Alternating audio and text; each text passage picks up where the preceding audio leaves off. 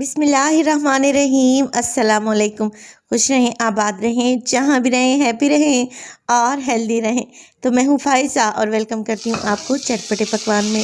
आज चटपटे पकवान में आप लोगों से शेयर करूँगी एक बहुत ही मुनफरिद और जायकेदार रेसिपी। आज मैं बनाऊँगी मटर पुलाव।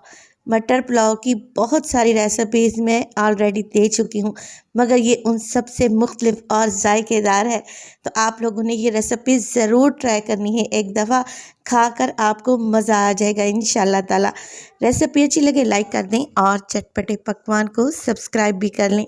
तो चलें जल्दी से चलते हैं अपने किचन में और बनाते हैं मज़ेदार सा मुनफरिद जायकेदार ये मटर पुलाव।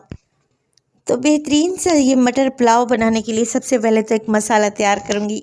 एक मिक्सी जार में डालूँगी 1 टेबलस्पून साबित धनिया और इसके अलावा 1 ही टेबलस्पून में इसमें शामिल करने लगी हूँ ज़ीरा।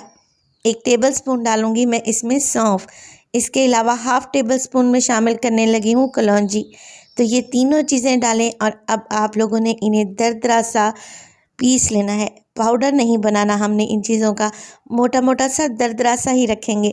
देखें ये पिस कर आ चुकी हैं और कुछ इस कंडीशन में है। अब मैंने ले लिए हैं 2 बड़े साइज़ के लेमन। अगर इनको वज़न में देखें तो तकरीबन 3 टेबलस्पून के करीब होने चाहिए। आपने लेमन जूस इस मसाले में ऐड कर देना है और इसके अलावा इसमें डालूँगी मैं 1/4 टीस्पून नमक और अब सब चीज़ों को मिक्स कर लेंगे। देखिए लेमन डालने से ये मसाला हल्का सा गीला हो गया है, बस इसी कंडीशन में हमें ये मसाला चाहिए था। अब मैंने ली हैं तकरीबन 7 से 8 अदद हरी मिर्चें, जिन्हें दरमियान में से कट लगाकर मैंने बीज निकाल दिए हैं। देखें यहाँ पर अगर आप लोगों को मोटे वाली हरी मिर्च मिले तो आप लोगों ने वही लेनी है, मसाला उसमें अच्छे से भरा जाएगा। मुझे वो नहीं मिली, लिहाजा मैंने ये तीखे वाली हरी मिर्चें ली हैं जो कि इतनी ज़्यादा मोटी नहीं होती। तो आप लोगों ने क्या करना है, इनके कट में आपने ये मसाला अच्छे तरीके से भर दे। सारी मिर्चें जब मसाले से भर जाएं तो जो मसाला बच जाए उसको एक साइड पे रख दें, इसका इस्तेमाल बाद में करेंगे इंशाल्लाह ताला। अब यहाँ पर एक फ्राइंग पैन में डालूंगी तकरीबन 1 टेबलस्पून के करीब ऑयल और जो भरी हुई मिर्चें हैं इनको डाल देंगे फ्राइंग पैन में और फ्लेम को मीडियम टू हाई करेंगे और सिर्फ 1 से 1.5 मिनट के लिए ही हमने मिर्चों को फ्राई कर लेना है, इससे इनका टेस्ट बढ़ जाएगा। तो आप लोगों ने क्या करना है, हल्के हल्के से इन्हें चलाते रहें, इतना ज़ोर से नहीं चलाना कि इनका मसाला ही निकल जाए। बस जी 1 से 1.5 मिनट ही फ्राई करें और फिर इन्हें एक साइड पे रख दें। पुलाव बनाने के लिए 1 कप मैंने ऑयल ले लिया है। पुलाव में ऑयल ज़्यादा ही जाता है, तभी चावल निखरे निखरे से बनते हैं। अब इसमें ऑयल में डालूंगी मैं 3 अदद बादियान के फूल। इसके अलावा 2 तेज़पत्ते हैं जिन्हें मैंने तोड़ कर डाल दिया है। इसके अलावा 1 टेबलस्पून मेरे पास है मिक्स गरम मसाला, जिसमें सफ़ेद ज़ीरा, बड़ी इलायची, दालचीनी, लौंग और काली मिर्च शामिल है। तो कुल मिलाकर ये 1 टेबलस्पून है। तकरीबन 2 मीडियम साइज़ के प्याज लें और उन्हें स्लाइस करके डाल दें और अब हमने प्याज को इन खड़े मसालों के साथ फ्राई करना है, इतना कि इसका कलर हल्का सा लाइट गोल्डन हो जाए। ज़्यादा प्याज को गोल्डन नहीं करेंगे और इसी स्टेज पर मैं इसमें डाल दूँगी फ्रेश अदरक और लहसुन जो कि कुटा हुआ है, तकरीबन 1 टेबलस्पून। तो भुने हुए अदरक लहसुन का टेस्ट पुलाव में बड़ा ही ज़बरदस्त आता है।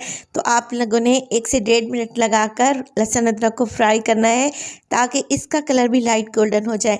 जैसे ये भुन जाएंगे इसमें डालेंगे 1 कप के बराबर दही और दही को आपने फ़ौरन से चम्मच से मिक्स कर लेना है ताकि इसमें गुठलियाँ ना पड़ें।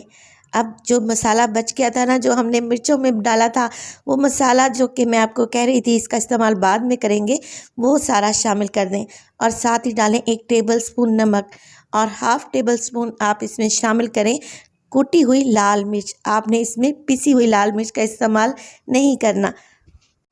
साथ के साथ मैं इसमें चिकन क्यूब भी डालने लगी हूँ, इससे पुलाव का टेस्ट बड़ा ही ज़बरदस्त आता है। अब यहाँ पर मेरे पास थे 3 पाव के लगभग मटर और इनको छीलने के बाद तकरीबन ये 1.5 कप के बराबर रह गए हैं। मटर डालेंगे और मसाले में अच्छे तरीके से मिक्स कर लेंगे।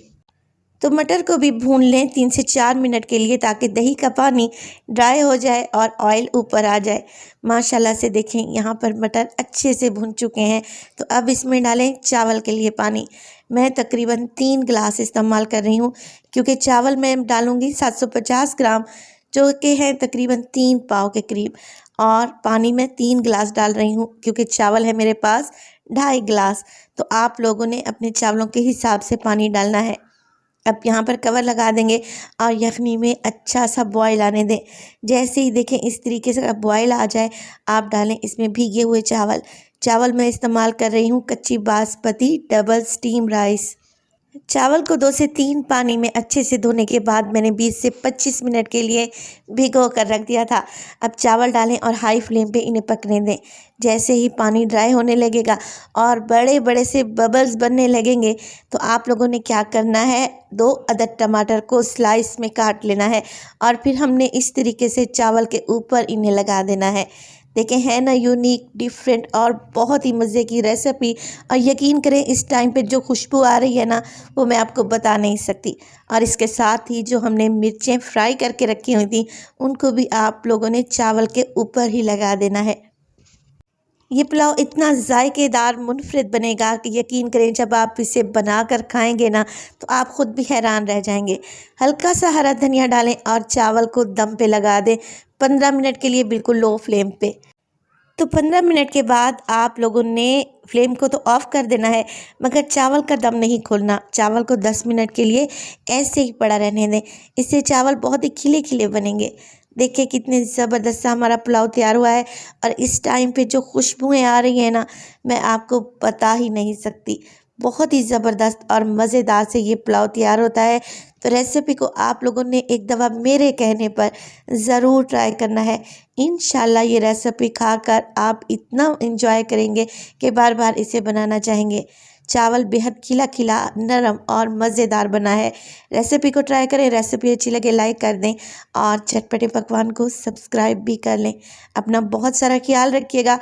फ़ाइज़ा को भी अपनी दुआओं में याद रखिएगा। मुझे दीजिए इजाज़त। टिल देन, अल्लाह निगहबान।